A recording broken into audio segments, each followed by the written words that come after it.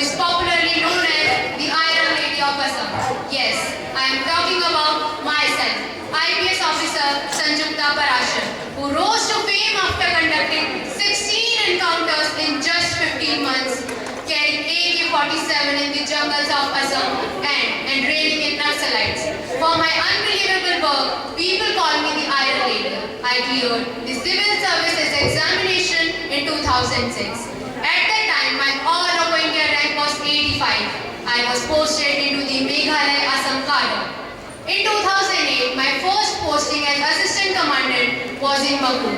जब मेरी नियुक्ति मकू में हुई, तब मुझे बोडोस और बांग्लादेशी के बीच जो हिंसा हो रही थी, उसे कंट्रोल करने के लिए उदयपुरी भेजा गया. I led CRPF personnel and commandos with AK-47 in the jungles of Assam. I had 16 encounters to my name. IPS की ड्यूटी के अलावा मैं रिलीफ कैंप्स में भी समय बिताती हूँ. साथ ही साथ मैंने ट्रैफिक पुलिस ऑफिसर्स की हालत सुधारने के लिए कई सारे प्रोजेक्ट्स की शुरुआत भी करी है. मैंने token reward and punishment mode नाम की एक स्कीम की भी शुरुआत करी है. साथ ही साथ मुझे union home minister award for excellence in training से भी नवाजा गया.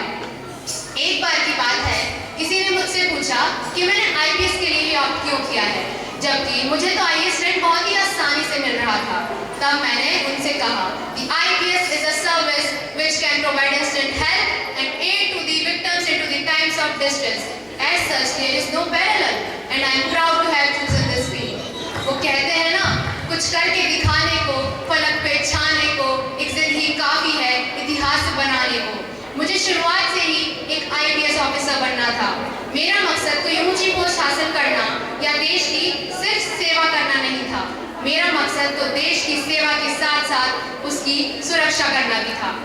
I believe selecting police as a professional state that has serious problems of insurgency and communal violence and then making it a grand success is not something that can be achieved unless you have strong determination, no fear of sacrificing your life, willingness to work hard for long hours, do out of field duties at night, and above all, putting the fear of death in the minds of these dreaded militants whose chosen path is nothing but death and destruction.